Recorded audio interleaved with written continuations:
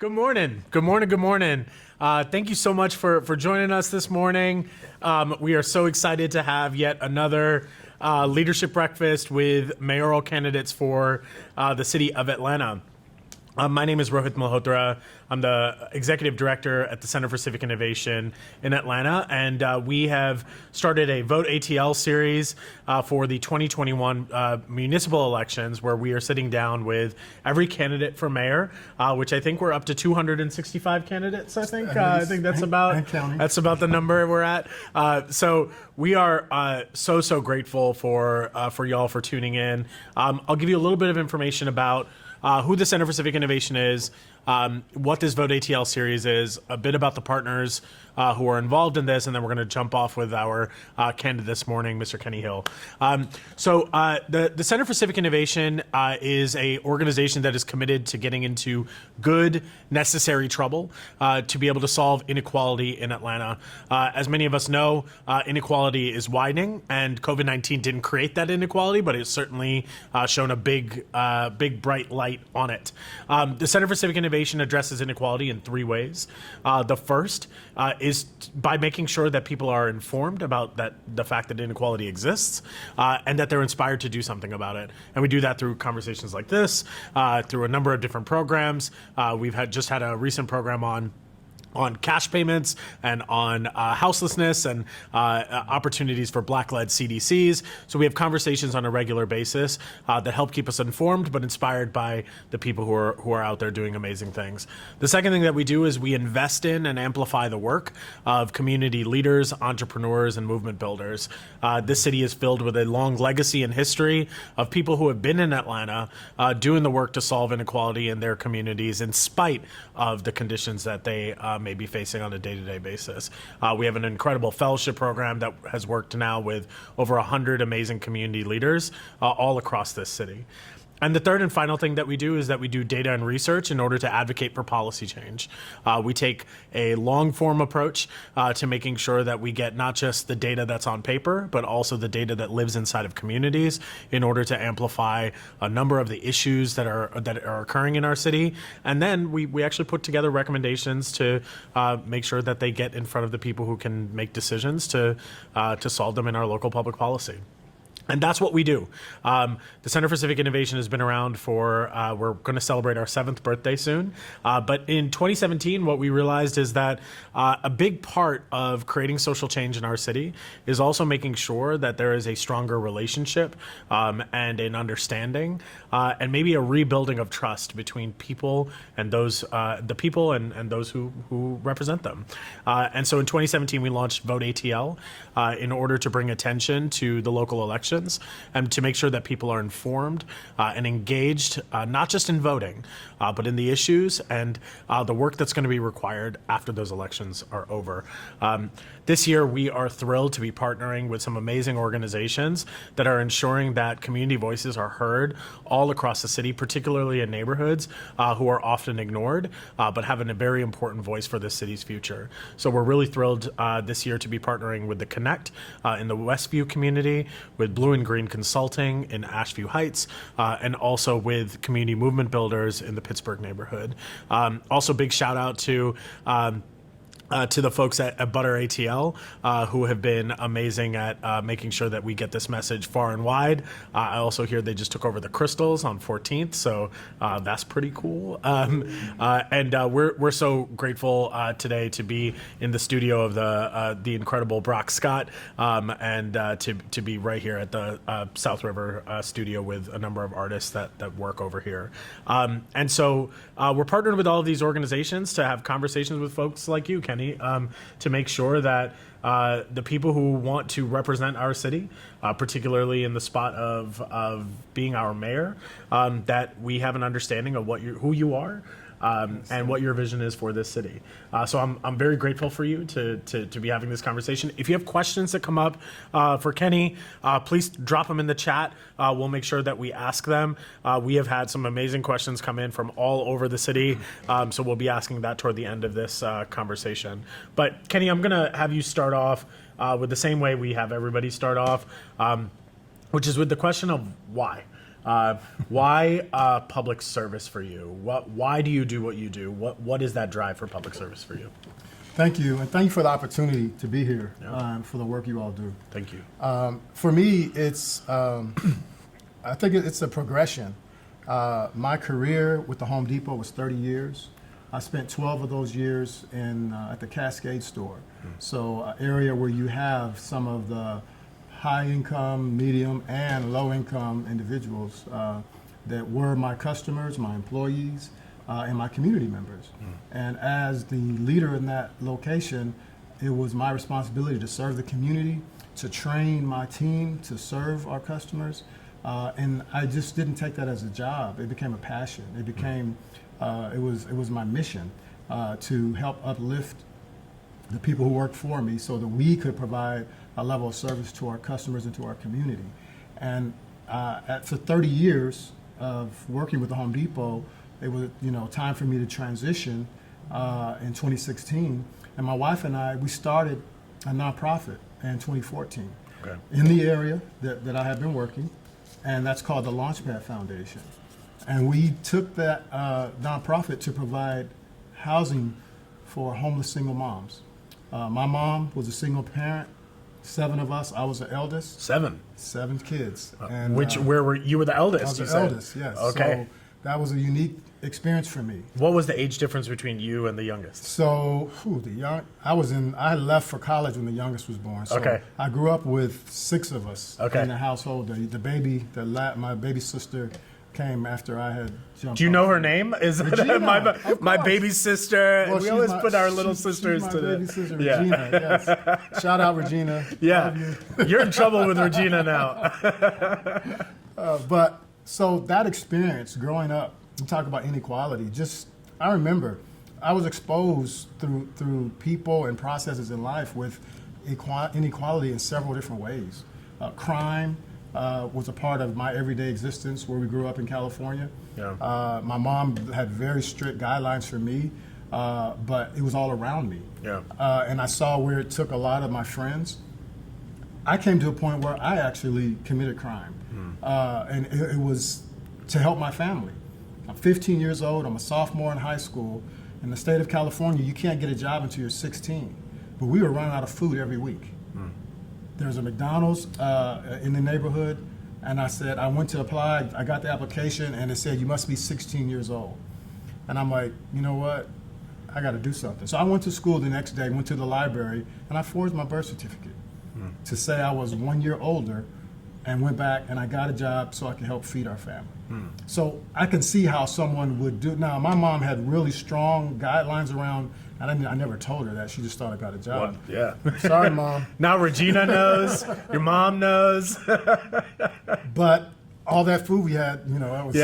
But so I can relate to people who do wrong things if you don't have the basics, if you don't have necessity. So, and I'm sorry I'm being long-winded, but in my role at Cascade, that was the driving force for me to help people have the opportunities that were afforded to me. Yeah. Home Depot was great for me. I had this great leadership, Frank Blake, Carol Tomei. Yeah. I learned how you can put people before profits and still knock it out of the park. Sure, yeah. And that just went with me. So we started our nonprofit, taking homeless single moms out of shelters. Yep. Our house was one of the shelters. We would bring them into our properties that me and my wife had purchased, and we begin to wrap around services for them to help them see their life could be different, their kids' life could be different, and working with them, not 3 months, not 6 months, and say, okay, you got to go. We took a full year minimum to make sure that they had what they needed.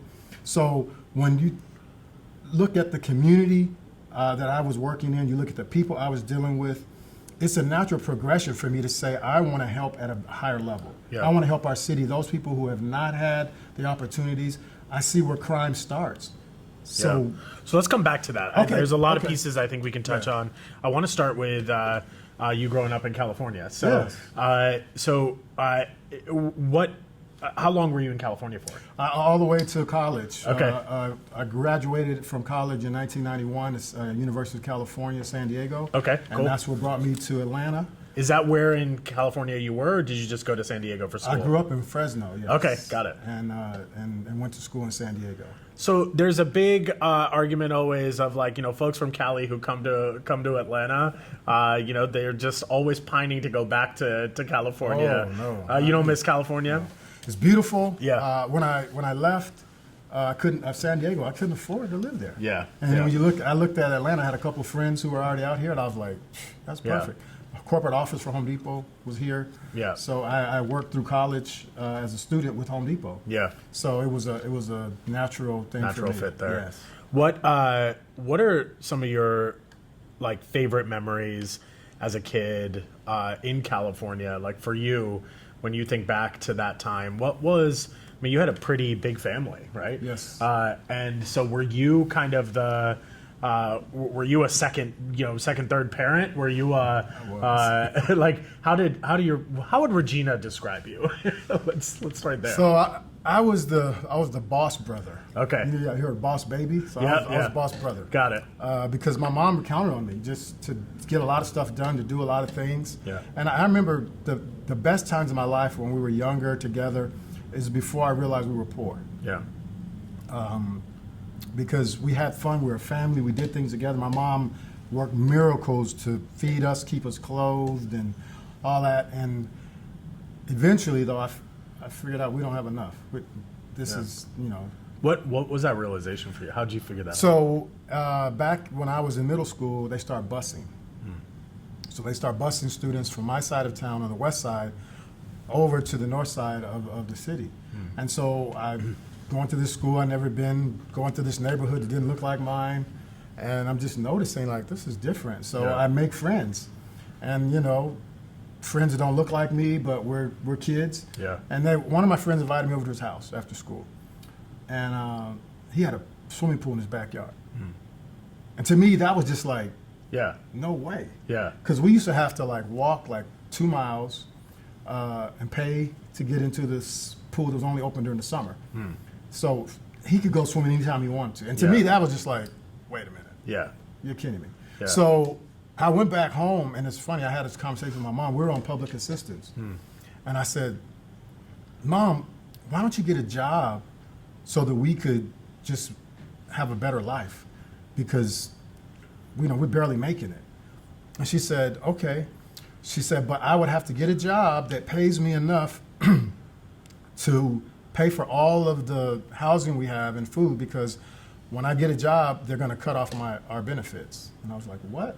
She said, yeah. And she said, and then I'd have to get a job that pays me enough and I could work until you guys got back home from school, because I got to be here when you guys get back home from school. Right. So I have to be able to work from like 9 to like 2:30 and make enough money to pay for all the stuff we have.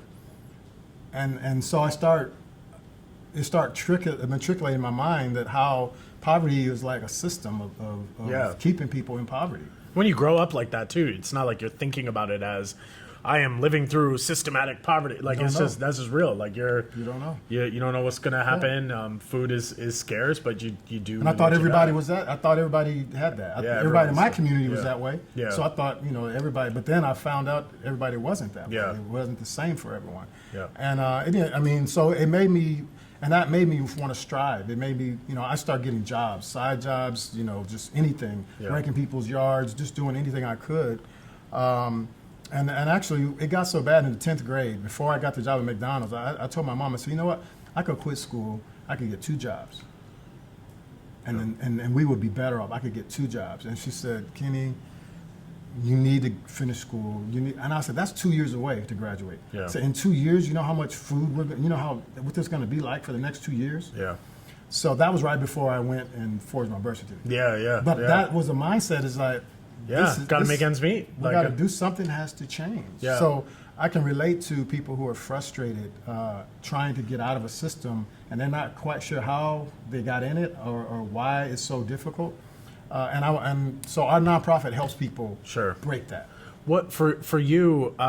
What do you think people get completely wrong about folks who are living, who are not having enough wages to cover basic necessities, and are maybe similar to the family that you grew up in? what is misrepresented when people talk about concepts like poverty or food scarcity or job scarcity? What do we get wrong? I mean, you have lived experience with this and professional experience. So what do we get wrong? A lot of times it's the lack of exposure, that people understand the power of exposure. I was fortunate. Somebody exposed me to, here's how you get ahead. Who exposed you? So I have one uncle, my mom's brother, who went to college, and then he went to the military as an officer. And he would send letters. Back then, you got letters in the mail. Yeah. Like in your Gmail? Is that No. This was like paper, U.S. mail. With I don't stamp understand. on it. I know. I graduated high school in '83, so I'm dating myself. Yeah, So there I you told go. you how far back it was. But no, he was just like he was like a Michael Jordan, because like, we have an uncle who went to college and now he was in law school at the time. Okay. He's going to be a lawyer. And you see on TV, Perry Mason. I know I'm really dating myself now. Yeah. But I used to watch Perry Mason, and Yeah. I'm like, my uncle's going to be like that. Yeah. And he would send letters. You know what? Just keep your books. Do what your mom asked you to do. You got to watch out for your family. And those things would just cause me to think there's something. He knows something I don't know, and so I need to listen to him. Yeah. And then people came around. People from my church would spend time with me. I didn't have a father in my life, so it was people coming in to spend time with me and take me on trips, showing me different things that they did, and it lets you see outside of where you are. Yeah. And that's a powerful thing to be able to just kind of envision yourself doing something different. Yeah. And so a lot of people who are in poverty, people look at them and say, "Oh, they're just lazy," or and some people are lazy. I have a big family, I have a lot of cousins. Some of them are lazy. But some of the people I grew up with were motivated. Motivation is required to be a criminal. You have to figure out a way to make money that's illegal, but that you can do it and not get caught. I mean, they're motivated people. Yeah. And spending time around them, you learn the wrong motivations. But people who look at people in poverty and just think it's their fault, it's kind of short-sighted on the fact that if they don't have the exposure and the opportunity, then you take away two of the most powerful things that's the ingredients of the American dream. Yeah. So you're, and I want to get more into that and how it relates to policy in Atlanta.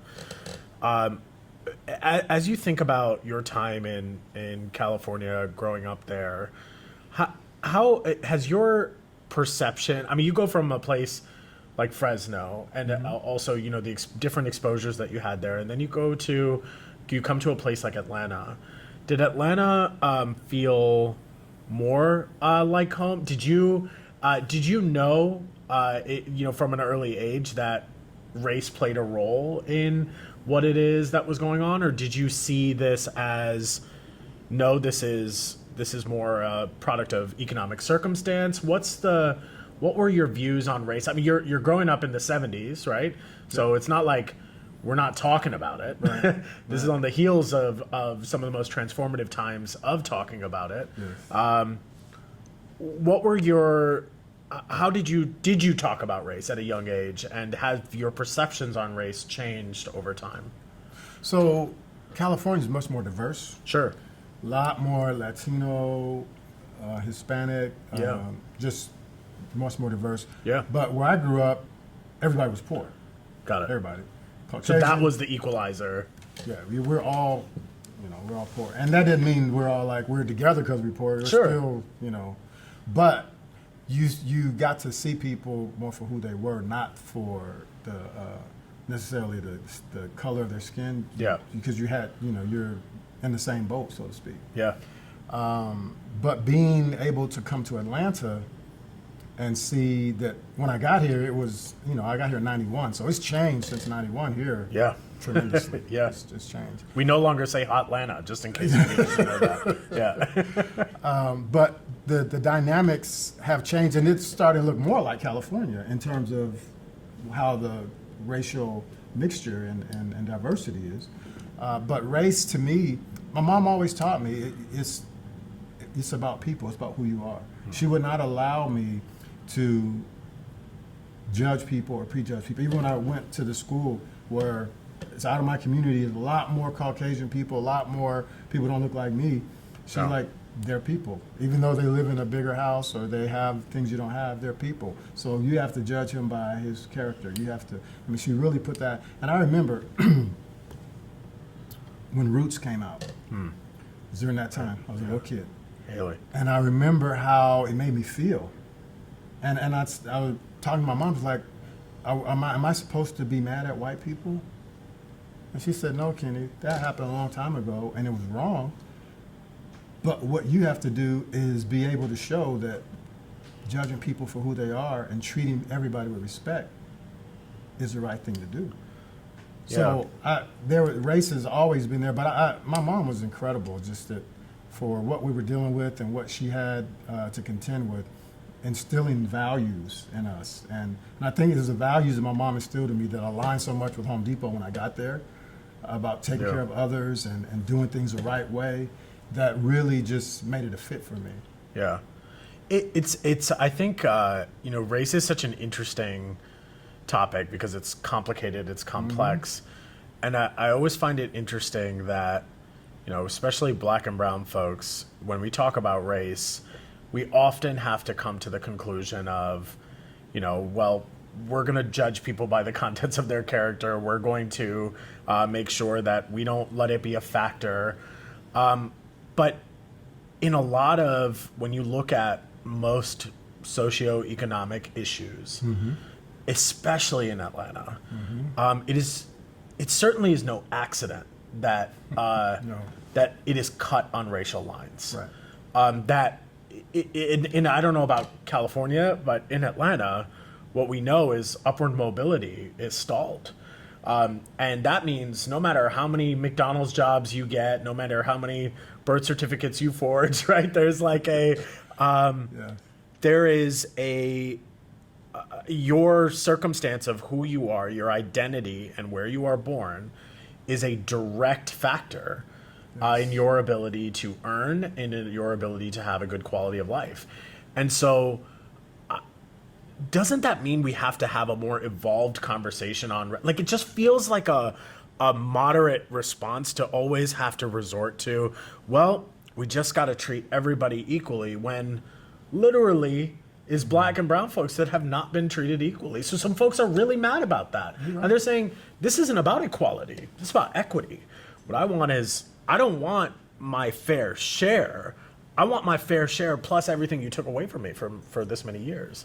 So how do we have that conversation while not derailing the entire conversation around upward mobility for all? Like, how do you have that conversation with white folks who are like, Kenny, are you going to talk about race or are you not going to talk about race? Like, how do you feel about Black Lives Matter? What are you going to say on that? So, the conversation has to happen. That's the first part. Yeah. Being in corporate, I had to deal with people of all spectrums. Yeah. But the thing is that if we limit it to talking about people and not addressing the system, then you're only going to get so far.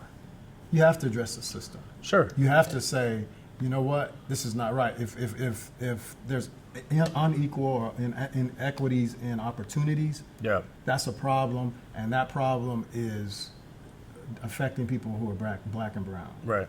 And how do you address that? Now we need to have the conversation. So first of all, you have to respect me enough, I have to respect you enough to say, we see a problem, let's talk about it. Or else we're talking at each other, and that's not getting us anywhere, because at the end of the day, you're going to walk away still on the premise you arrived before we started. Sure. And so we have to have enough respect for each other to appreciate each other's perspective and be willing to open up and engage. Yeah. And that's where people want to shrink back and don't want to open up and engage. So let me explain to you what it meant for me not to have equal opportunities, to be turned down. Even when I was at Home Depot, I didn't get every promotion I went up for. Right. I trained people who were promoted over me, and they didn't look like me. Yeah. And I had to deal with that.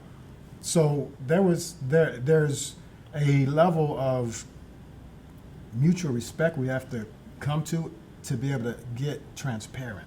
Yeah. And say, this system's not working, and here's why. And if you value and respect my opinion, then you allow me to show you why this is not working.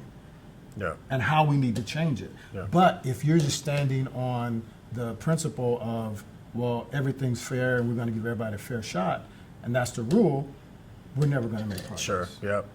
So let me get to Atlanta. You come here in '91. Yes. What brought you to Atlanta? A job? Home Depot. I was Okay, Home already Depot. working there. And You're already there. This was an easy transition. Yes. What was your first gig at Home Depot in Atlanta? so I worked in the stores. Yeah. I was working, that's actually Jonesboro Road, not far from There you here. go. Okay. So you were in the store. the What stores. department did you work in the I store? worked.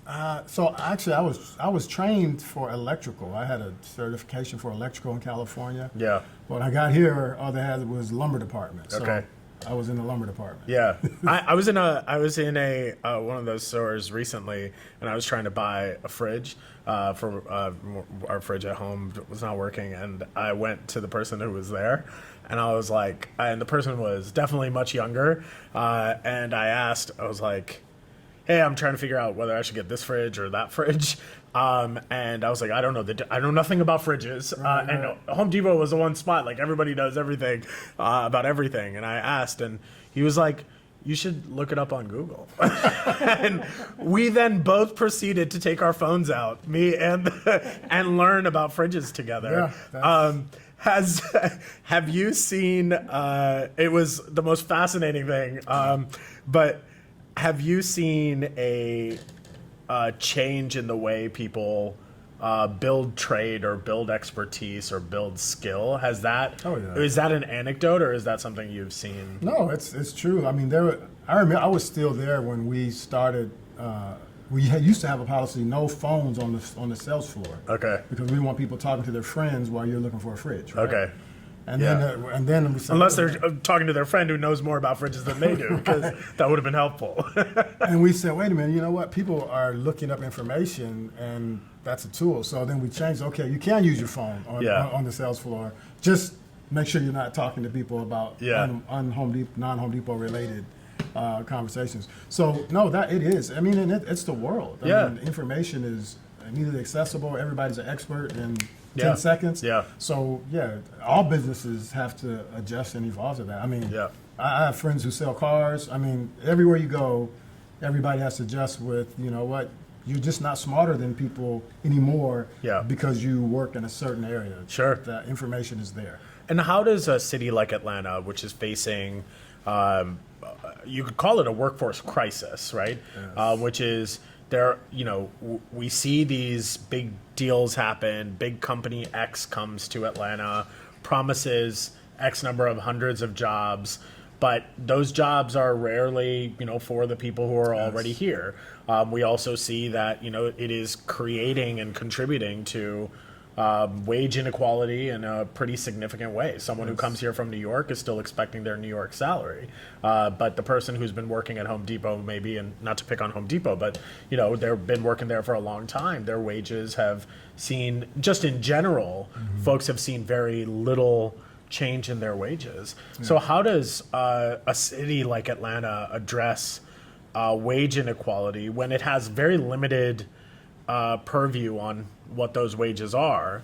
What does a mayor do to solve wage inequality in a sector where there are apparently jobs available, but folks aren't either in the pipeline to get them or are not, are not qualified for them? That's a problem that really has to be addressed. And I think on the one hand, you talk about the people who are here, born here, who don't have access to the jobs, and I think that's where the mayor of Atlanta and the superintendent of Atlanta Public Schools have to be lockstep, because the school system should be providing the workforce of tomorrow. Yeah.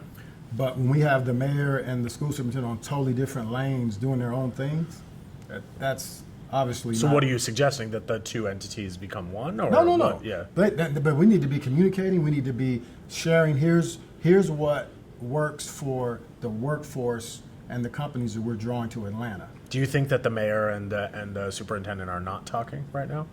Well, I'm looking historically in the last 12 years.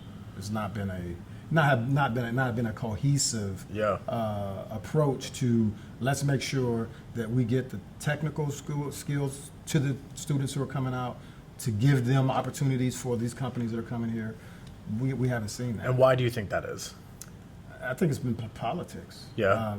Just people at two different camps feeling that, this is my territory and that's your territory. You stay over there and I'll stay over here. Yeah. But people's futures are on the line. Yeah. And we can't afford that. Yeah. So what would you do to bridge that gap between, the communications channels of the Atlanta public school system and the city? I would have a direct conversation with the superintendent about her vision for preparing students for the workforce and how Atlanta as a city. Yeah, sorry, train going by.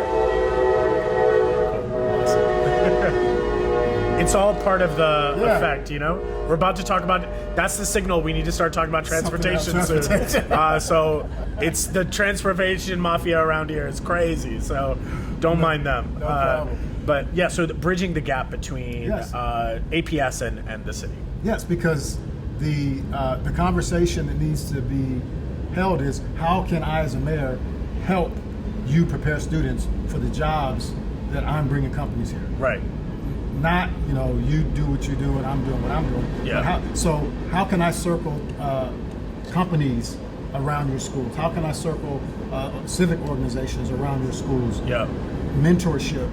There's tremendous untapped opportunities from the office of the mayor that are available to bring to light. Here's opportunities for students, and when students are motivated by their passions, the dropout rates go away. Yeah. And so that directly helps the superintendent with her focus and her vision. Right. So, but when we don't have that conversation and that desire, we're leaving all of that on the table, and it's costing people a future. It's costing, and it's costing a lot of the workforce development issues that we're having. Yeah. With people, we got jobs that we don't have people for. Yeah. So where would for you? It sounds like you're a relationship builder. You, in order to solve a lot of these challenges, you believe you can build stronger one-to-one relationships with folks. But we've had a lot of, there is a politic that goes into this. We've seen conflict between city council and the mayor's office. We've seen conflict between the county and the mayor's office. We've seen conflict between APS and the mayor's office. How does a Kenny Hill administration prevent these conflicts that have been there for a long time? What would you do in the first few weeks? So the first thing is I'm a political outsider. Yeah. That's first and foremost. Last night we had. Is that a good thing? That's a great thing. Why is it a great thing? Because I'm not entangled in any preconceived political notions. I'm not walking in with an agenda other than how do we best serve the people of Atlanta for the future of Atlanta. Okay. But does that mean that if you lack the political experience of doing that, similarly to if I don't know about fridges, right? You can't Google your way to the role of the mayor. So no. How can we feel before you tell me how you're going to build these relationships? I want to make sure if you're representing me in those relationships, that you're qualified and understand public policy to be able to do that. So tell me what it is that gives you the qualification to be able to talk on public policy and the way that those things move forward. So I'm a political outsider. That doesn't mean I'm not engaged and learned about the political process. How did you learn about the political process? I ran for city council in 2017. Okay. That was very, very... District 10? District 10. Okay. Very, very informative for me, the process. I've had mentors currently and previous. C.T. Martin was one of my mentors. So I've been learning. So when I say I'm a political outsider, I mean I'm someone looking from outside. I don't ascribe to this has to be the way we do it. Right. Or this party has the way we do it. Because all that gets is infighting. Yeah. And people build a wall up before you say anything because you're representing that party or and that's not solution driven. Right. That's not going to get us where we need to solve inequity. Yeah. So there's and I want to look and represent every single aspect of Atlanta. Every citizen, every community. I announced last night that my campaign is not accepting campaign contributions over $99 Okay, across the board. got it. So I'm not, when I'm making decisions, I'm not thinking about the people who wrote big checks to put me in office. Right. I'm thinking about what is best for Atlanta, what is best to move us forward and bring everybody who's willing and wants an opportunity, the opportunity to move forward. So I still want to press on your understanding and how you built it up. It sounds like you have good mentorship. You ran for office. That obviously is going to build some sort of understanding that exists there. But I want to press on. So one of the main responsibilities of the mayor is going to be to really have a strong understanding of the budget and how that works, and to manage, and to be able to put people in place to manage large amounts of budget. So, what is your understanding of the city of Atlanta's budget? Do you understand its size and scope? Yeah, And where? $700 million is one. And it's the budget. I've followed the process as it was being created, as it was being presented, and city council voting on it. So all those processes and Roosevelt Council, I feel has done a great job. Yeah. So it's a team. The mayor is not like the Wizard of Oz, who's like making all this magic happen. There's a team of people that you assemble to work in their specialties to make sure that and the thing is, it's about what's the vision. The mayor has to set the vision and be the CEO of the city. Yeah. So I've ran large teams. What's the largest team you've run? 1,800 people. Okay, got it. So it's about people and process. Yeah. Set the vision, you have the people in the process. Yeah. You have your checkpoints, you have your dashboards, you look at you have your ear, your leaders are listeners. Yeah. So the skills that I have learned in corporate and in nonprofit, they transition. Yeah. And so I don't think I'm an expert on everything. And sometimes that's better because I'm going to listen. So that's going to help you think, build better relationships with these other political, either appointed or elected positions. Absolutely. And so what do you think is the greatest opportunity to build relationship with the county? Where is that overlap, or where do you think that's fallen the most? I know Chairman Pitts, and sometimes I listen to what the city and the county go back and forth on, and I just wonder like why. And I'm not in the room to hear the back conversation, but I'm like, that seems like that should be a no-brainer. Yeah, yeah. So what's really, why aren't the courts lining up with these sentences to make sure that we keep criminals from just getting right back on the street?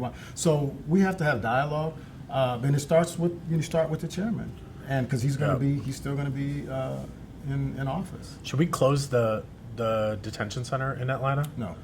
Okay. Why should we not close the detention center in Atlanta? Well, because we need to be able to keep people who are not good for our city off the streets. No question about that. I don't think anybody would argue that sentiment. But why does it have to be at the detention center? Well, right now we don't have enough. So we're overcrowded in one, and like seriously overcrowded. The county, who has the responsibility of dealing with that, is overcrowded. Right. That is correct. And I think that's a great way to open up partnerships. Like they have a problem, so instead of letting it sit empty, why don't we work together to help solve? Maybe we solve can the be the problem? ones who design. I mean, we went through an entire process around this, right? Yes, we did. So maybe we can be the ones who are designing the programming to make sure that folks who are in there for having an ounce of something on them, that they're not sitting in a facility. The detention center was also built, for the Olympics in a lot of ways, right? And it was, it is a relic in so many ways for so many people of how the justice system has failed. And so why is that the appropriate? I really want to understand, because I think you're just you have a really reasonable perspective on a lot of these things. But when I sit with folks who are justice advocates, they are firm, like that detention center, if it remains open as a facility that is, I get that Fulton County has a problem. Okay. That is Fulton County's problem, to make sure that there is a entire elected board. They have a massive budget for the county. There is federal funds that come in to make sure. A city that is barely hanging on to be able to afford its basic public services should now take on the responsibility of holding people into like holding beds, when instead all the plans, all the safety measures, all the studies have shown what that center would be best used for is to make sure that folks who come in never ever come back. So why would we not just use it for what the intention is, the stated purpose was? Why are we reversing back on that to use it as a detention center? I don't understand. So let me clarify. So I think right now it needs to be used. I'm not permanently forever going forward. But that's what they said before. Well, that's what. So when are we going to stop? But here's the thing. If we don't have the conversation around what is the plan for the city of Atlanta and Fulton County to address how we deal with overcrowding and the justice that needs to happen for people who need help. I mean, I run a nonprofit. I'm about getting people out of homelessness and transition. No doubt. That's why I'm shocked that you want to keep this place but right now we don't need a place that is sitting vacant and unused to. Oh, I agree with that. We're in agreement on that. Okay. It should not sit vacant. I'm just saying it should. I don't know, but I'm saying that a number of advocates, criminal justice advocates, are saying, sure, it shouldn't sit vacant. Of course not. Right. Ton of people need help and support. Right. And I'm all about the help and the support. But now the need is overcrowding. We need to address that. So That's a real estate problem, right? Yeah, but that's a years long problem to solve. Though. So why are we asking Chairman Pitts what his solution is? We to should that? be. So, but why And is then- it and the he- city's responsibility to take on what is potentially a leadership challenge at the county level? Because it impacts us all. I've no disagreement that it impacts us. There are a lot of things that impact it. Climate change impacts us.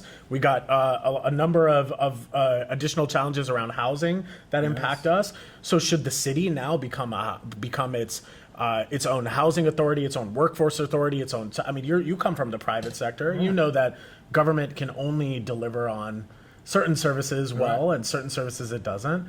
Why are we in the business of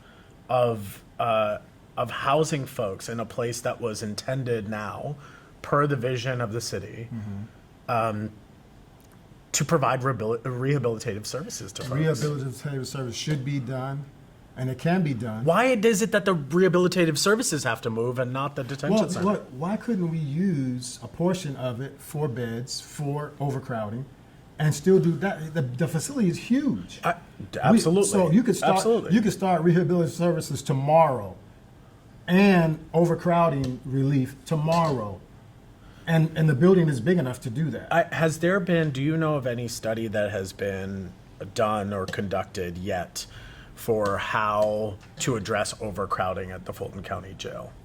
I have not seen one. I've heard people talk about it. I have not seen a study. But to build a facility for relief or a bigger facility, that's still a couple-year project. I'm not saying we need to build a new facility. I'm saying that there are plenty of facilities that are owned by either the state or the county or the federal government. Why is it that the city asset? Why does the city have to take on that responsibility? I think it's not saying it's our responsibility. I think it's being a good partner. And maybe that's showing Fulton County, we're here to partner. And on a temporary basis, here's what we're willing to do. So you would eventually close that detention center to detention services? Or? The goal, perfect scenario would be for it to be rehabilitation. So that's what folks want it to be. Yeah. So why don't we start there? Well, there's a lot of people who feel otherwise. I would listen to both sides. I know there are a lot. I'm for rehabilitation, but right now we need the beds for overcrowding, and that doesn't have to be permanent.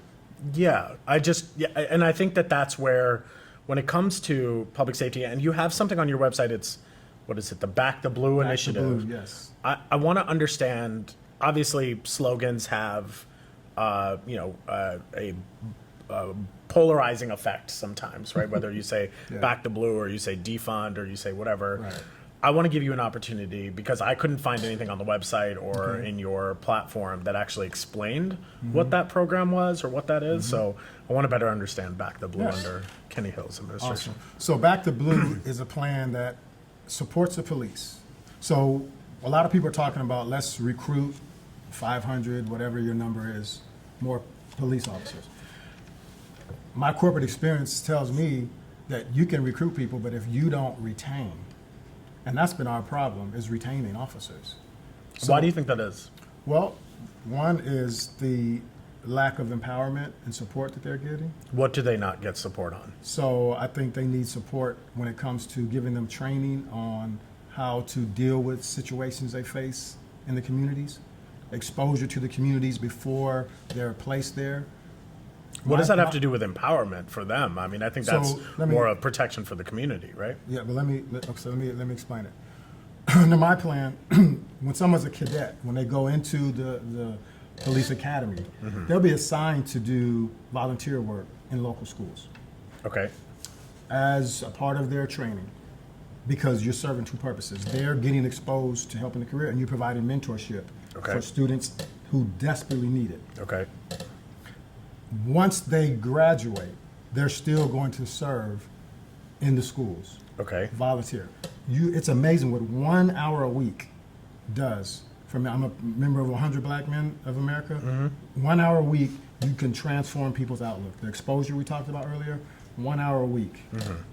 So by having police officers in the community, we remove this stigma of I'm here to fix something people or places broken. Okay. When they show up in that community, they're showing up to a place where they've put sweat equity in. That's empowering for them because they're not, they can truly serve and protect. So we remove a lot of the excessive force situations that show up. We take that off. That officer's empowered because he's a part of that community. So it's preventative care for policing. That what you're saying is if we expose officers to young children or to kids in neighborhoods, I'm particularly thinking you're talking about Black neighborhoods. At-risk neighborhoods. Okay, so what's an at-risk neighborhood? Where you have poverty. Okay. So they're Black and brown kids. They're whatever the indicators of poverty which lead to crime. Which in Atlanta is a direct corollary on race and wage and Yeah. all of that. So it's does. not, we don't have to mask it. It's not like they're going into Buckhead to have exposure to the kids, right? Right. So so we're talking about putting cops in schools, in neighborhoods that already have a distrust. But that's how Right. we build the trust. So how do you build trust by putting something that someone is fearful of right into their neighborhood? Yeah. And putting it like that is how you build trust there. Why do you think we have to do that in Black neighborhoods, but we don't have to do that on the east You side can of the do it neighborhood? everywhere. So Because- this is a citywide Yes, initiative for you. yes, it's Okay, everywhere. got it. But I'm not showing up as a police officer with a badge and a gun. I'm Got showing it. up as this is Mr. Hill. Yeah. I'm here to help. Yeah, look, the officer in my school it was amazing to me. Like, I mean, that it's not that. I don't think anybody is out here saying officers in general are terrible people, right? And they need to. I think most people would like to know. I've seen even going to neighborhood meetings, the way that officers have engaged with residents has been in some ways. There are beautiful conversations that no one ever sees. Some really amazing things that happen. So especially if that officer understands the community and spends the time there, I have no problem with that. That I think people are like, I'm down to play ball with my officer or whatever, like, hang out with the officer, be mentored by the officer.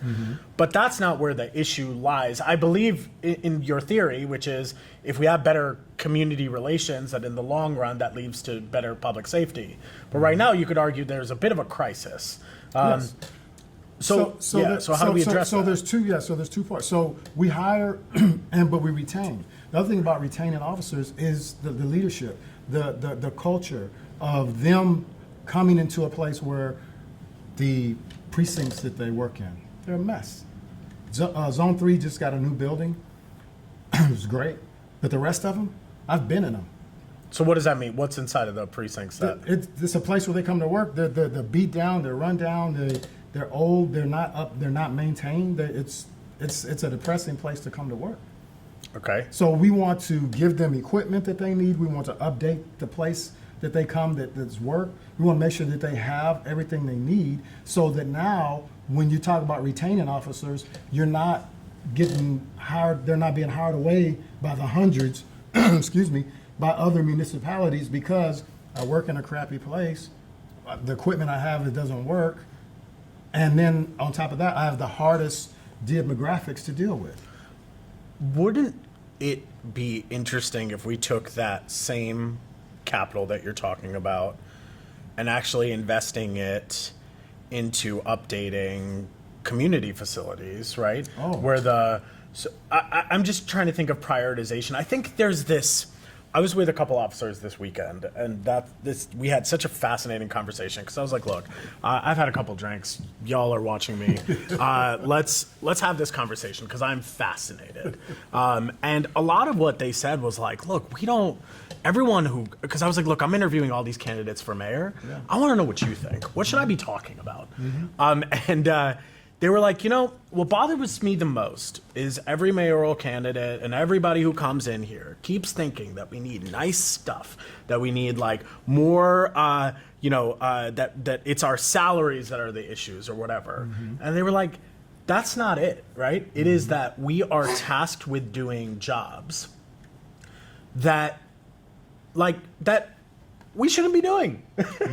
Like, that is there was a overwhelming yep, that's it. I'm spending more time holding so-and-so's hair back while they're throwing up on the street than I am actually dealing with public safety, right? Yes. So it's why I think when people think about public safety, I don't know why the conversation always has to turn to policing when there are so many other opportunities to talk about public safety beyond policing. And we can have the conversation about the role that an officer plays in public safety, but what other ways do we address public safety beyond policing? Yes. So if you're talking to a community advocate that is anti-police or might say policing has been terrible to my community, what alternative solutions are you entertaining or looking at as a candidate for mayor? So we have to look at the mental health aspect. Okay, which is a county issue That's in a lot of issue. ways. So again, here's partnership, right? Okay. We talked about the facility before. Sounds like the county's not doing their job. Because mental health is an issue. Yeah. And we send officers out there to deal with things that are mental health Absolutely. issues. And I've talked to officers and I've talked to captains and majors, and they say, you know what? We can say let's send a separate group out there, but a lot of times something that looks like it's just a mental health issue, it could turn violent. Sure. The person has a gun or a knife. Sure. And then, we don't want to be on the news with social worker, stabbed because. So. Have you ever seen that happen? Have you ever seen? I'm just curious. I genuinely am curious. Seen Has with there my been eyes? No. social worker or ever heard of social worker goes to scene with person experiencing mental health challenge and is stabbed? I've seen people attacked by people with mental. Got it. Yeah. Okay. Got it. So not stabbed, Yeah. but I've seen people attacked. Yeah. So having enough officers to where they're not stretched Yeah. is a key thing, because I've done ride-alongs. Yeah. And I've done them in the middle of the night where it's like, man, you got all this area. I mean, I was like, you're covering all this area of just you. Yeah. And that level of stress in and of itself. So We went back to officers. Let's Yeah, go back to I'm sorry. because that's the challenge with public safety, right? Yes. I did it too. So I'm not blaming you. Whenever we talk about public safety, it is natural inclination to talk about policing. So let's go back and talk about what are community-based solutions for public safety. So the mental health aspect, the county has to step up. Okay, got it. And we have to be in partnership with that, because again, we can't just say, that's your job to do it, go do it. Sure. Because I hear you know on the where that's gonna partnership go. piece. What does the city directly do? So, but the city opens up the centers that should be open. The recreation centers. Like a detention center that can be used for rehabilitative services? That's one. Okay. And the recreation centers that should be open. Okay. Like a third of them not open. Okay. And we had a former mayor promise during his run, the last time he ran, that they would all be up and running and available for people in the communities. And they're not? They're not. But he'll brag about a $200 million surplus that he left. And the recreation centers are even the ones that are open. Yeah. They're the one in my community, named after C.T. Martin. Yeah. Great man, but the recreation center, it needs some updates. So the facilities we have for the communities to come into to receive services, Yeah. we have to leverage those and use them, make them available. And then we have to also make it to where it's not a crime for people to say, I need help. Yeah.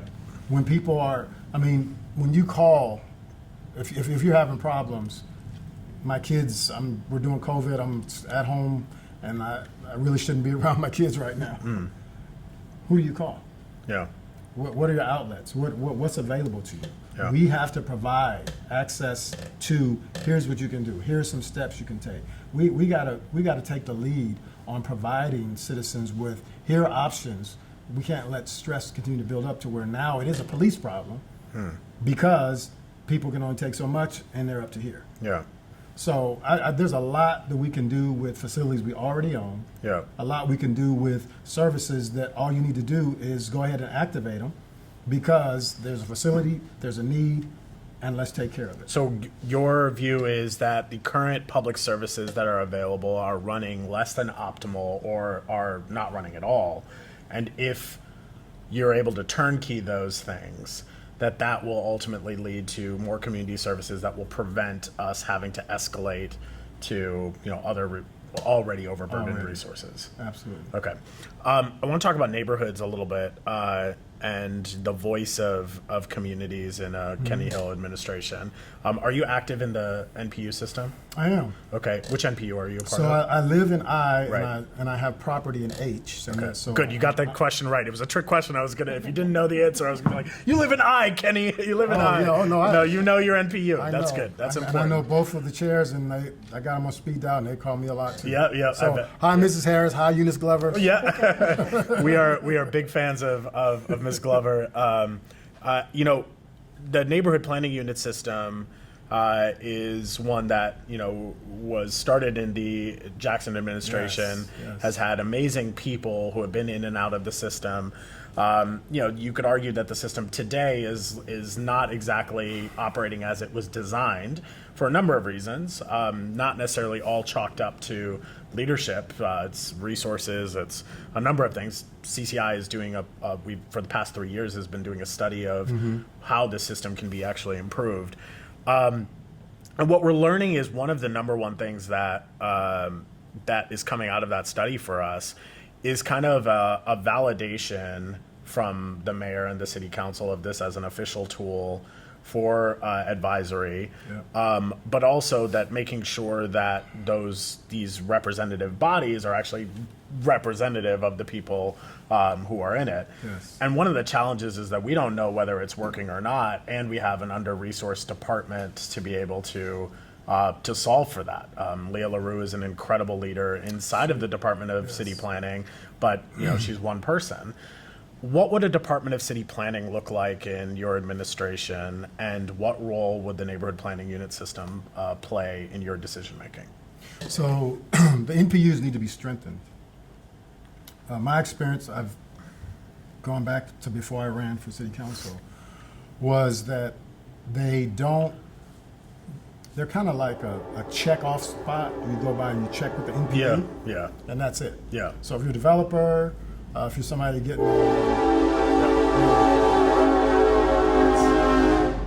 That's Tim Keen's hair traveling by. It's like, you're talking about Department of City Planning. So, cool. so yeah, if you got to have your liquor license issued or reissued. You check with the NPU, Yeah. but what the recommendations don't hold. Yeah. I would like to see the NPU strengthened where what they say holds. Okay. So, and what that's going to do is make developers really establish relationships with the NPU. Now, and then within the NPU, there can be a lot of political misleading as well in terms of what gets said, what gets spoken, what's shared, and what's not. A lot of NPUs don't even have like websites where people just go on and see everything that's going on. And so I think that whole process needs to be updated and monitored to where we're monitoring that, yes, your NPU is giving the people the information. You have a website, and the pertinent things are on your website. So because I can't always make the meeting. I mean, that's These things are run by volunteers a lot of times. So They are. how do you make sure that they're resourced enough to be able to provide that information? city provides the website for all the NPUs. Okay, so it should take on It certain should make technical sure the services. basic things are done. Okay. You have an NPU, and we're going to feed your website the updates. So it's not like, if you decide to post it, it gets posted. So let's say one of your favorite corporations comes to town, right? Let's say Home Depot wants to open another facility at, the Fulch, just a random name.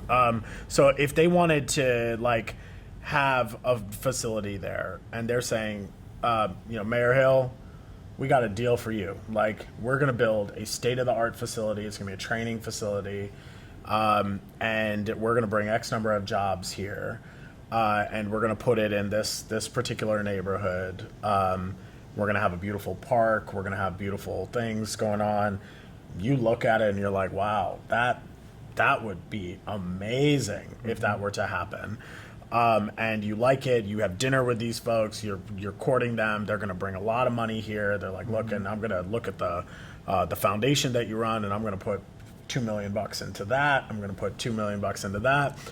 And then they come to, yeah, Beep, beep, beep, well, beep. it happens all the time. Yeah. Now what So, you do. right. So they come to you and say these things, and then they go before the neighborhood planning unit, and it's the neighborhood is like, oh my God, Corporation X is coming to town. And they're like, I don't want that. That does not sound like what I want. And you're like, whoa, whoa, whoa. They said they're going to create jobs. They're going to do this. They're going to do that. And the NPU takes a position, whether formal or informal, and says, we do not want that. Yet, it passes all the other tests. What happens when you end up with a stalemate between the community and the city? How do you tell a community that you're moving forward with an initiative that you believe is in their best interest, but they believe it is not? Will they have power to override you? Not power to override. Okay. But they will have, they have a say at the table. So talk to me about that And say at the table. What does that mean? What does that look like? If you're saying no, Mr. NPU, let me know why. I need to understand why you're saying that we're jobs, not just jobs, but jobs for your community, Yep. where jobs are needed Yep. to help people have option besides crime. Yep. We're providing jobs. We're providing adequate play areas where whatever we're working the parking. We're doing all these things. So what is it about it that you still say is a no? And now, if it's somebody who just wants to be, abstinent and just say I say no because no, Yeah. of course we don't. That doesn't hold water. Sure. Yeah. But if there's valid reasons that this community is saying this is not good, then what is the recourse? What is something that cannot be fixed? Yeah. I mean, the conversations I think are where the linchpin is find out Yeah. what's driving you to say no. Other than is it just a political thing? You don't like me, okay? Right. You voted for somebody else and you don't like me, so you. But Sure. let's get to and at the end of the day, the city has to do what's best for all of the city, but we're not going to ignore what's best for that area where the development's going. But they'll have a seat at the table. Yes, in absolutely. So is that they have seats on Invest Atlanta? Is it that they have seats at the actual decision? Where is the actual power of decision making? For the decision on that development, they are included in the meetings. They're included in my decision for why I am saying we're supporting this or we're not. And everybody's not going to agree with me. Yeah. So I'm not, Sure. Yeah. hallucinating. Yeah. Yeah. But there's a difference when we've addressed the major issues, your concerns. We've addressed the transportation, the infrastructure, the jobs, whatever you have a CBA Sure. that looks like that's reasonable. We're addressing that. And if you just Should CBAs be enforceable? absolutely, Okay. absolutely, Okay. and because that's trust. Got If it, we yeah. don't have trust, then the conversation doesn't Yeah. mean anything. My last question before I go to questions from the audience, because we have a ton, which is Okay. awesome, is I want to talk about trust. We're in this election season, we're seeing a lot of folks who are like, do I have to vote again? Oh my God, seriously, like I have to do this again? And I think that there are a lot of folks who say, why would I trust this particular, my city government, when, if you look at the track record and the history, I mean, you alluded to it. Mayor Bottoms, when she addressed the fact that she was not running again, addressed a cloud of corruption that she was dealing with, and she spent a lot of time doing. And every mayor has said the person before them had a cloud of some sort of corruption, but we've had some federal investigations here. We got some things going on, right? So, number one, how do you address this cloud of corruption that is presumably there. I don't know if it's perception or it's reality. Would be clear. We'll be interested in your perspective. And then how do you build trust with people to actually believe that their local government will do what it says it's going to do? And then we'll go to questions. That's crucial. So I'm glad you asked that. So one, the cloud of corruption. It's amazing how, the investigations have come, like you said, there've been arrests and all that, and there's still a cloud. So why is the cloud still hovering? There's, we got to get to who's the cloud caster here? Okay. Because that needs to go. We see it in procurement. There's a cloud of corruption. All the transportation projects, infrastructure is all backed up because of the cloud of corruption. Let's cut to the chase. Yeah. Under my administration, because I'm not accepting contributions over $99, I'm not beholden to anybody because of financial contributions or benefits to me. Yeah. I'm here to do what's best for Atlanta. I will say every contractor who submits a bid, who's qualified to do that work, we vet you as being qualified. We vet your price to be, this is something that's fair for the city of Atlanta to pay for what you're doing. Everybody who checks those two boxes, you go into the lottery. Yeah. And we pull a lottery. This is who gets that job. Because we're moving. I don't want you working to get a relationship with me. I don't want you working to get a relationship with the procurement team. Right. I want you working to make your company better and competitive. I want you working to take care of your employees. That's where that money and effort should be spent. Yeah. And we're going to reward people who are doing that by having a lottery to take the personal connections and ties out of it. Yeah. Got it. And that's just one example of, because procurement is a huge area. Everything we got going on, it gets tied up because what? We got to figure out who's got to get paid, who do you have to know. So how are you going to deal with that cloud of corruption if it's there? Like, are you going to use the legal department? Are you going to partner? What are you going to do? Use the legal department, the ethics department.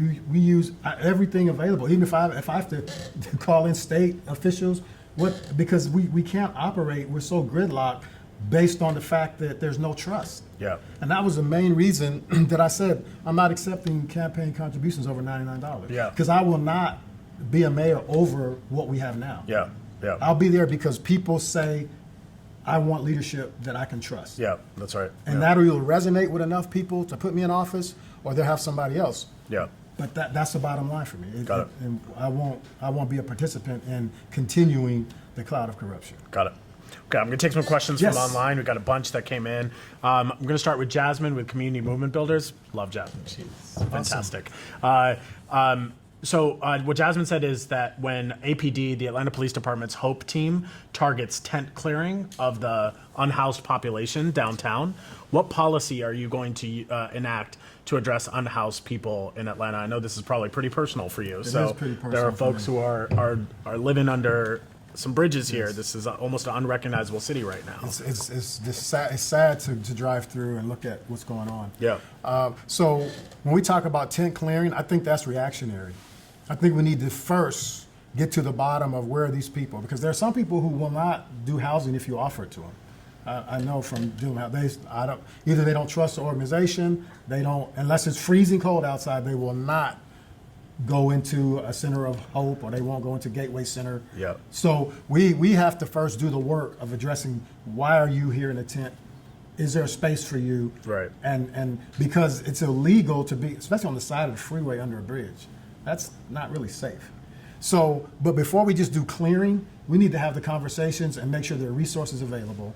And then we also need to make sure that we've honored our requirement of having homeless centers throughout the city, which has been promised, one in each district. We're going to make sure that, wherever you are, there is some, and it hasn't happened. It's almost like when it does happen, though, there's also, pushback of, well, everybody wants us to address the issue, but don't do it in my neighborhood. Address it, but over there. Over there, right? Yeah, and I learned something about this. So in my nonprofit, I own a multifamily property. And in that, I have people who are in my program who just got out of a shelter and in my program. There are people who are on Section 8 vouchers. And there are people who are paying market rate. And because of the way we run the program, the people don't know who's who. Yeah. They don't know who has just been accepted from a shelter, or who's receiving a Section 8 voucher, or who's paying full market rate. Yeah. So there's a way of partnering with nonprofits to make it work to where it's not a community eyesore. Because Right. nobody wants that. I don't want that for my building. I don't want that. So there's a way to do it. So what's the policy? What does a Kenny Hill administration do to address this from a policy perspective? Before we talk about clearing tents and removing people, we've have to done the hard work of there's a place for this person to go. So you will say there will be no tent clearing until XYZ happens. Yes. That is a mandate you would put in place. Yes. Got it. Yes. And what top two things be that are mandates before we do tent clearing? There is a place for this homeless person to go. So each individual has been given a assessment or opportunity to figure out where it is that they're going to go, or the city has to create that.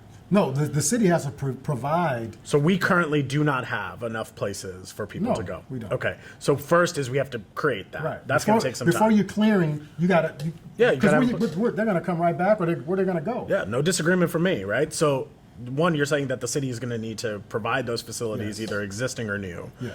And then second, what needs to happen? And then we have to have the conversations to let them know, here are your options, because what you're doing now is not acceptable. Got it. So everyone needs to be provided with an option. Yes. So facility and then option, and then we can consider. Right. But before that, no tent clearing. Yes. Got it. Okay. Let me go to Christina Wilson Remlin.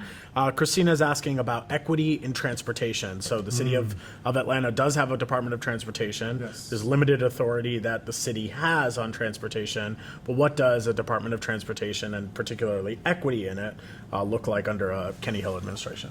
So I think it comes from where your heart is. For me, I'll use one example. So if we're building the belt line.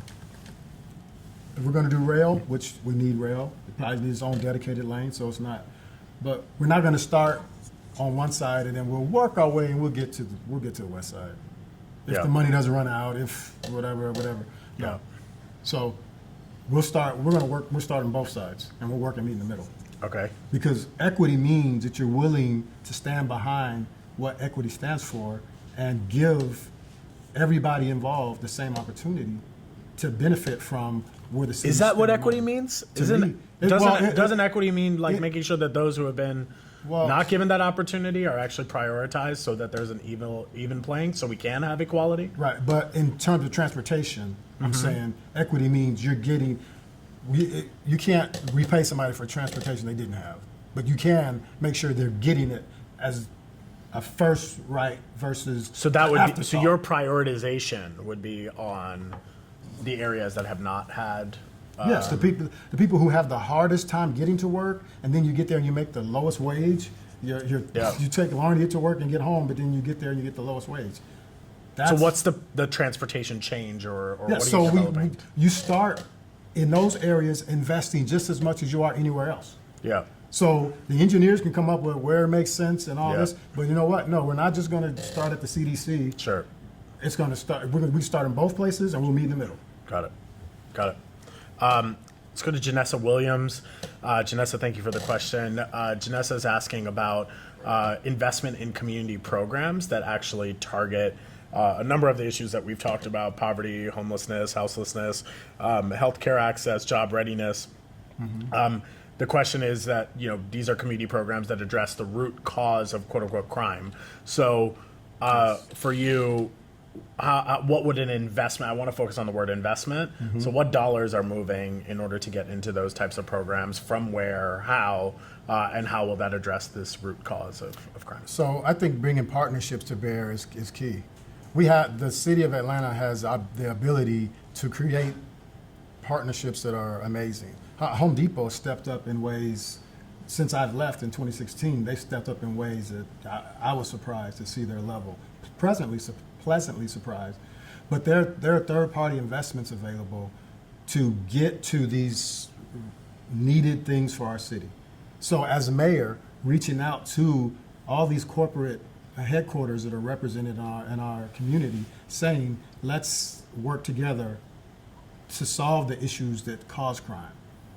And I shared my story. I know where it starts. Yeah. So the general fund can only hold so much. Yeah. But let's leverage and instead of worrying about money for my campaign, hey, let's go take care of what our city needs. Yeah. That's my focus on how we're going to bring the resources is we do what we can from the general fund, but that's not the solution. Beyond the general fund, we do have other resources that we deploy right now in the name of economic development. Yeah. What about from Invest Atlanta? What would an Invest Atlanta, would you change the way that they're currently funding? So programs? Yeah, we can't have all the money going after trying to get the big fish landed without those big fish contributing to these issues. So whether that looks like Invest Atlanta changing, or a part of the deal that we're doing with developers is, yes, you're contributing to these resources being made available to these at-risk populations. Well, why is it always the resources involve trickle-down assets and resources? So it's less about, okay, I tracked you, and now let's take a portion of that deal and put it toward community resources. Where do we start by saying community resources need to be taken care of, period, before we attract the big fish? So I think it goes hand in hand. On when you're talking about from a development side, they're looking at, okay, there's a P&L that Agreed, yeah. we got to look at. So when we're talking about private sector, if you're talking about luring someone into a deal, I'm just saying, why is that the usual city tool in order to fund underinvested in programs? Are there other tools we can be utilizing other than trickle-down development dollars?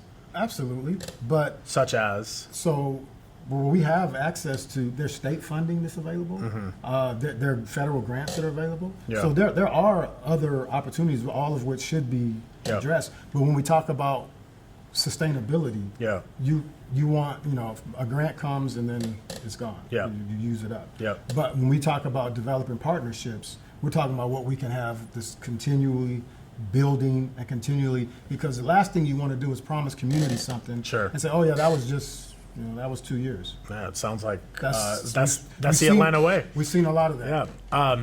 Want to turn to Kiyomi Rollins with the Connect, another incredible entrepreneur Oh, yeah. in Atlanta. If you haven't been Ralph there or David talked, Abernathy. yeah, that could just very very amazing work that they are doing to do cooperative economics in this city. Kiyomi has a very important question on Cop City. Yes. So Kiyomi wants to know what your stance is on "quote unquote" Cop City, which is the proposed public safety training center or police training center that is going to be in on a piece of land that was allocated for something else. So recently the city council has delayed their vote, has decided to just wait a few more, maybe 2 more weeks before they tell us where they're going to land on this. The council vote looks like it's going to be somewhere 50-50. It's going to be close. We've had some people say they want to do it, not do it. What's your stance? So- yes, first of all, yes or no. What would be your vote today if that was you? And then tell me then defend it. So my vote would be, and you have to let me back up. If it was a part of an agreement, and that was written, in a written agreement that this in that community's development plan, we don't back out on that. Kenny Hill, I'm just starting to like you, so I want to go back and give you a chance to re-answer that question, because that you're a political outsider and you're starting to talk Yeah. like a political insider. No. So there is a proposal on the table. Yes. You presumably, as a candidate for mayor, Yes. have read this proposal, know what's in it, know what's not in it. You've read the legislation that is there. Yes. I'm making that presumption. There is a vote on the table. Right. You can either vote yes, no, or you can abstain, some folks who never show up. Which way would you vote? So I would say no. No, do not build. Do not build it there. Okay. And the reason is we talked about organizations, NPUs having a say. Yeah. So what I would have liked to seen is the conversation happen sooner instead of it being brought up where we're planning to do this and here's a vote. Yeah. We need to start talking to that community ahead of time. This is what we like to do. We know you need green space because that was what it was supposed to be. Is there a way that both can coexist? Is that a possibility? Is there a way this can be fit and into it, or do we need the whole thing for Cop City? So it's unfortunate that from the city standpoint, we don't do the conversations on the front end. Yeah. We let people find out, oh, this is what's being proposed, and now they're reactionary. And so if you hear something, oh, they're taking our green space, Now you're on the defensive. But if I come to you and say, Rohit, I'm thinking about doing a training center, and I think we can fit it along with developed green space for the community, I'd like for you to come and let's talk about it and let's look at it. It just feels, I think you're hitting on where people get frustrated. They're like, it's always, number one, when you were talking about, like, if we had a preconceived agreement, then, we gotta, part of it is we break our agreements to community all the damn time. So I don't really, Yeah. whatever. The second thing is, okay, fine. Let's say that there is an opportunity, but why is it that we have to have a compromise of that? We know that black communities in Atlanta have less green space than anywhere else, and that is a climate issue. And I've learned this from Kiyomi directly. What I've learned from her work and her advocacy is that when folks don't want to be outside because they can't be outside, there is not enough green space. There's not enough canopy space. Yes, we have a lot of trees, and people think about climate issues as just like trees and plants, but it's a public health issue. It has that. So it was a public health. Why does everything in the city always have to come back to policing? And it's like even our green space issue has to now be affected by policing. I don't get it. Well, it shouldn't, but I think when I talked about the NPUs being empowered, that's another thing is that you have to, for your city to have the respect of the people, sure, their voices have to be heard. Of course. And that has to be something you're willing to say, okay, now we got to go and find another alternative. And the council member who represents that district is saying, my people are not really for this. Like, you have the firefighter association is also saying, like, yeah, there weren't other places vetted for this. Like, people are saying that. Yeah. So it's not even that, again, the perception would be people are against the police because they don't want a place where our officers can train, and therefore they're pro-crime. No. Like, this is nonsense. This is we can walk and chew gum here. Yeah. So anyway, that's Kiyomi's fault that I got heated up about that. I'm just saying, it's just we always do this to folks. So I want to take this question from Sylvester Pierce, who is talking about Governor Kemp. That's someone who you would be engaging with at least for the next year or so. This person has a presumption in there that Governor Kemp is adamantly against anything that supports fair voting. So, we are dealing with, we've got 202, we got a lot of challenges with voter suppression that happen in this city. Voting and elections are a county issue, right? In a lot of ways, again, we got to talk about this county. I got to get Rob Pitts in here. But what do you think the city can do to ensure protection of fair voting against a potential state administration that is? So other than making people aware of voting, what are the deadlines, providing information on access to your polls, it's unfortunate that it's the county and the state that are the two big fish in this bowl. Yeah. But we have to have fair access to voting for everybody. Yeah. And the city, make resources available, maybe to have the people who need a ride to the polls. Yeah. The city can do that. Yeah. Let's get people. So what happens when you're like? I think when I voted the last time or a couple times before that, and I went in to vote in the same place I've been voting for a long time, the same church I've been going to, and there used to be like 10, 12 different voting stations that were there, and I went in and there's 3. Right. Yeah. Part of it is like, what can the mayor do? Like, is there any power? Like, what would you do if someone called you and said, Mayor Hill, just a report, there's voting stations down? What would be your first response? Who'd you call? What would you Rob advocate? Pitts, but it may be taken off of his plate now. Yeah. Right. So it's because the state taking over the elections. Yeah. I guess the thing that goes back to is having a relationship with the governor, whether I agree with him on things or not. Would you fight him on that though? Would that be something you would stand up for? Yeah, I agree that the county should be, just like everywhere else, the county should be in charge of voting. Yeah. Yeah. The elections, I mean. Yeah. But you can't stop the legislation that's already been put forward. I won't be able to reel that back. Yeah. But having a dialogue with him to things we can agree on, let's agree and let's work, because he's done some good things. What's your favorite thing Governor Kemp has done? So he has a fatherhood initiative. Fatherlessness is a root to crime. And he has a fatherhood initiative that I've been a part of, that several people who, in different organizations statewide, and it's made some real traction in helping fathers who are coming out of prison get connected with their families. So that's a good thing. If only there were a rehabilitative facility to help those fathers. I wish we had something like that. All right, I'm going to take another question from one of my favorite people in this city, one of the strongest advocates, a entrepreneur in so many ways, Zara Alabanza, who runs Blue and Green Consulting and is the person who's been behind Red Bike and Green, just getting black folks on bikes to experience it with joy.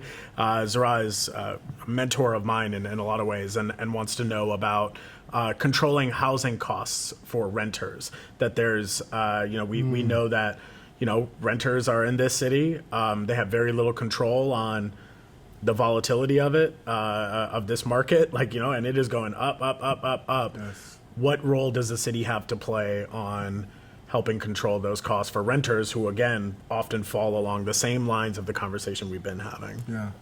So as mayor, well, let me do this. First, I own rental property. So I'm doing a nonprofit through my rental property, as well as doing market rate and Atlanta housing. Yeah. So finding where people's experiences in each of those is real interesting. Yeah. To see what that looks like. So as mayor, you have control basically over what Atlanta housing does. Yeah. But you don't have control over setting market rates across the city. You can't just wave a wand and say Sure. we're going to have rent control.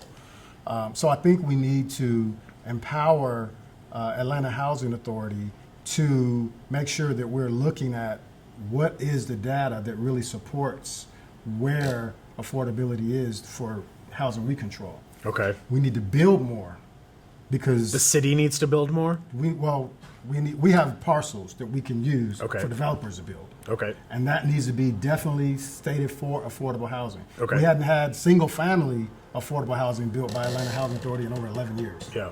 Some multifamily, but no single-family Okay. at all in 11 years. Okay. And that's crazy. So first, before we can point our fingers to anybody else, we have to be doing what we can do. Yeah. And I think that will take some of the pressure off. But we also have to leverage people being able to earn more. Yeah. Because, housing and transportation, Yeah. there's your budget Yeah. for most people. Yeah, yeah. So by helping people get into those jobs that pay, and then building affordable housing with partners that is affordable housing that people can use and is transit oriented. So again, you're not the poorest people having the hardest time to get to work. Yeah. That type of focus does what you can't do by waving a wand and setting, like New York or San Francisco. So this is just about building more, therefore you increase the supply, therefore you're meeting more of the demand, meaning prices will drop. So we're going to depend on these renters should just wait on those things to be built, or what protections can be put in for folks who are literally getting pushed out of the city because they cannot afford the rent today? Now, so people who are, if you're a homeowner, you're getting pushed out because of taxes, that's one thing. Totally. If you're a renter, Yeah. then and I've seen this happen too. A lot of kids I mentor. This is what happens to folks, because who doesn't own assets? It's always people who look like me and you, right? Well, a lot of kids I've started mentoring 4 years ago, they can't afford to live in Atlanta anymore. So they're in Clayton County schools now. They're not. I can't afford to live in Atlanta anymore. I I do live in Atlanta, but yes. You can't afford it, but you do. I can't afford it, but it's fine. So I think, but if you're a homeowner, Mayor Bottoms has started the legacy prevention where people who are legacy owners are not getting pushed out. Still with some talking about tax ownership. I'm talking about renting. relief. But for renting, we have to leverage Atlanta Housing, Invest Atlanta. Okay. Those are the tools at Got the it. mayor's disposal. Got it. Okay.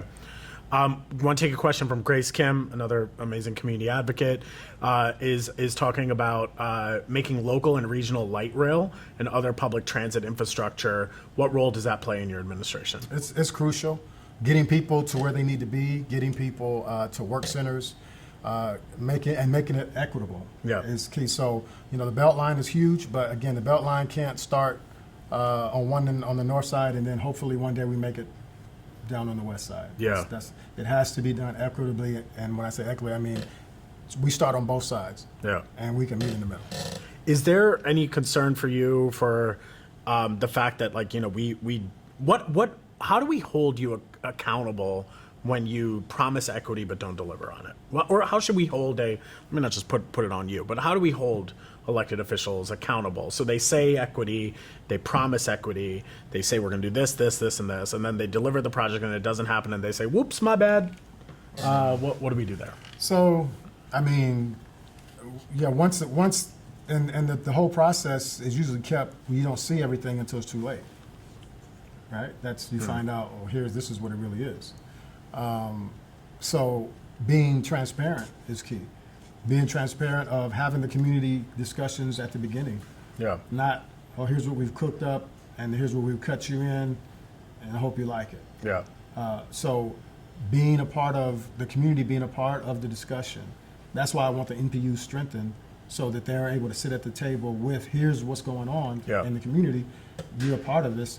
It's on the website. Yeah. This is what's going on. Yeah. And there's no smoke and mirrors. Here's what's going on. Everybody's not gonna. You can't get everybody like anything. Yeah. I have 2 daughters, and I can't. So, but we can be transparent about what we're doing. Yeah. So that people don't feel like they're getting pushed out the back door. Sure. Another question from a local entrepreneur, another one of my favorites. I wish I could get all these incredible women in one room. They're powerhouses in Atlanta. Terry Nichelle Bradley runs Brown Toy Box, incredible social enterprise here in Atlanta that is providing exposure to STEAM and to just for Black and brown kids to see the careers that you were talking about, that they see it in their schools, they see it outside of their schools. Just an incredible mom and advocate. A momvocate is what I'll say. But she wants to ask about Black businesses and what role they'll play in the city. There's $1 billion that have gone to this Gulch development. There's, again, goes back to the fact that a lot of money go into a lot of places.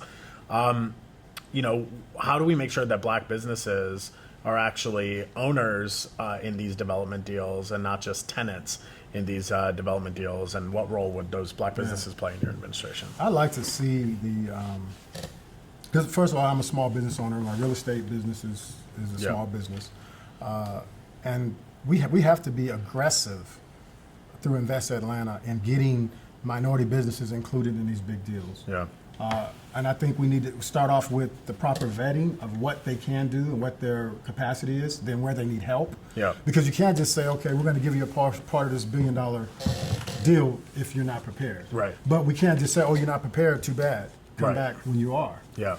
So it goes hand in hand of preparing people to do more. And a lot of that preparation can be done through city contracting. Right. We should have more minority businesses participate in city contracts and not all the same big companies get in it. That's the whole procurement thing again. Yeah. We have to be intentional about, because this is how you really can get equity, when you start building wealth. Because somebody getting a good job, that's just keeping you where you are. Right, right. Keeping you from maybe having to move. Yeah. That's not building wealth. Yeah. So but businesses is where we build wealth. Yeah. And so we have to be intentional about including businesses and taking them from where they are to where they need to be. And I've reached out to Invest Atlanta on some things, and some people get calls back and some people don't get calls back. Right. Right. That's not the program. No, that's not how it's supposed to work. Exactly. So you would change procurement policy. Yes, and to specifically include small minority businesses and the ones who don't get. If you're not eligible for this job at this point, that's not the end of the story. Let's work with you. Let's assign you a business trainer. Let's get you where you need to be. Now let's come back and get you the next go around, the next opportunity, so that there's not just Yeah. you didn't make it. I'm sorry. Yeah. Got it. I build people's lives from homelessness to sustainability. Right. So we can do the same thing with businesses. Sure, yeah. Meet them where they are. Yeah. And transition them to sustainability to build generational wealth. Yep. So I got a last question for you. It's coming from Samantha Watkins with Urban Perform. Samantha, also an incredible entrepreneur in this city. What I will say today, I'm very proud because it's like we have entrepreneurs and folks who are chiming in to a conversation about politics, which is, I can say, a slight proud moment. So I feel good about that because I think their work is so affected by the policies that are enacted in this city. And Sam wants you to close this out with, what would make you a great mayor for this city, and why are you better than the other options that are out there? What makes me a great mayor is that my life experiences with people and life have prepared me. I've gone from being poor, disadvantaged, to having a thriving career, being able to start a nonprofit to help others, being a small businessman, a husband and a father. I want this city to be everything it should be for my children to grow up in. And so I look at life in Atlanta through those lenses. Yeah. And I want to make sure that everybody has the opportunity that drew me to Atlanta. I saw Atlanta as a place I could go to and grow, opportunity for my career, my business, my life. That's what I saw when I was in California and I left to come to Atlanta. And right now, there's walls and barriers that have been placed up. And we need to make our city again the place where if you have a passion, if you're willing to be competitive and you're willing to work, then you can thrive in Atlanta. Yeah. And so we got to change some things. I also, people will judge me by the fact that I'm here for every Atlantan. I'm not taking big money from anybody to represent them. I'm taking the focus of the city and the needs of the city to heart. And that's my focus. And I will not be a mayor who raised the most campaign finances. Yeah. So I have the most people that I have to go and pay back before I can do what's best for the city. Yeah. It's just, that's not who I am. And Yeah. So when I look back on my tenure as mayor, I would look at it, the success of how many businesses were created, how many families have been stabilized, how many things have we done for transit and infrastructure that did not get bottlenecked and take forever because of the cloud of corruption. Yeah. Those are things that I want to bring empowerment to the people of Atlanta. Not a lot of people know your name. Yeah, I know. Kenny Hill. Yeah, if you say it a number of times, you're going to turn into Beetlejuice. I mean, this has been a really great conversation, and it's you've clearly done your homework on a lot of these issues, and you have lived experience that you're bringing to the table. I think and I know that the like pathway to victory of becoming the mayor of this city is still clouded in a very old Atlanta way. There is low voter turnout. We know that. For the past many races, there's no indication that this year is going to be any different than those previous years. Yeah. It's an off-year election.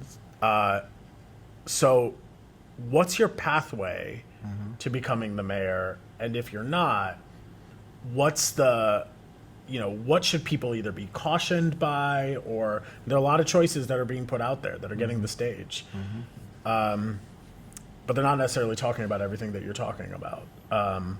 What's your message? What's the pathway to victory for you? So victory for me is people sharing that there's an option. So I'm counting on all your viewers to talk to their friends about there's somebody who's not bought and paid for. There's somebody who is a husband and a father who wants the best for Atlanta. Somebody who understands small business and big business and knows that big business can be done right for our city. So yeah, it's a grassroots approach, but it is. Are you knocking on doors? Oh, absolutely. Yeah. Phone calls, doors, everything. Yeah. So, but people deserve a choice that represents them. And you know what? If I'm not elected, I'll be very surprised, but I'll know that I gave Atlanta a choice for somebody who was not entangled in political agendas or personal brand proliferating, but somebody who's here to serve. My whole career has been servant leadership, and Atlanta deserves somebody who's looking out for the people of Atlanta. Yeah. Kenny, it's been a joy getting to know you, to know your vision, to know your background. Are you West Coast rap or are you Outkast? What's the... Outkast is so talented, and they brought more than just rap to it. So yeah, Storytelling. they've won me over. Yeah. Yeah. What's the song that plays for you? Miss Jackson. Miss Jackson, the radio hit Miss Jackson, the Heartbreak by Andre. Yeah. I want to thank you for your time here. I think there are a lot of people who are running for mayor. I think we're 11, 13 candidates, 14 candidates for mayor. So there are not only 2 or 3 or 4 or 5 candidates. There's 14 candidates. We are giving every single one of those candidates a shot to talk about their vision, give them the time, give them the platform. Every single candidate has been invited. Not every single candidate has accepted. But we have up through the end of September, every single weekend, every single Wednesday, we will be interviewing candidates for mayor. And so our next one, I believe is it Sharon? No, Andre. Okay. Andre Dickens is going to be joining us next Wednesday. You can tune in on Instagram Live, which thank you to the young people who made that happen. It wasn't me, I'll tell you that right now. And then also thank you to all of our partners and folks who have been involved in this process. You can go to voteatl.org to learn more about all of the candidates. You can also download fact sheets about what the mayor does and what city council does, what the school board does. There are also a number of forums and events that are happening around the city. If you want to see, hopefully Kenny and others at these forums and events and see them engage with other candidates, please check those out as well. And vote. The election is November the 2nd. Kenny, I'm going to give you a chance to close this out, and then I will thank you, and we'll call it a day. All right. Yeah. So thank you all for your time and attention. I just want to remind you that your future in this city has to do with the type of leadership you have. And Kenny Hill for mayor is about everyday Atlantans having an opportunity for a safe city, a city that works for them, and a city that's not driven by political ambitions or personal agendas. So I appreciate the time, and I look forward to the conversations that will be forthcoming from this. And again, get out on November 2nd and vote because your city depends on it. Where can people learn more about you? Please go to electkennyhill.com. It's my website, electkennyhill.com. Okay. Awesome. Y'all, thank you. Another amazing breakfast. Get engaged, get involved, stay involved, support the work. You can learn more about this work at voteatl.org. You can learn more about the Center for Civic Innovation at civicatlanta.org. Thank you to all of our partners. Thank you to Butter, The Connect, Blue and Green Consulting, Community Movement Builders, and all the amazing people who have been involved in this effort and this initiative. Thank you, and have a great rest of your morning. Awesome. Good job, bro. Yeah, dude. That was good. That was fun. Good. Yes, so we're just going to have you say a few things.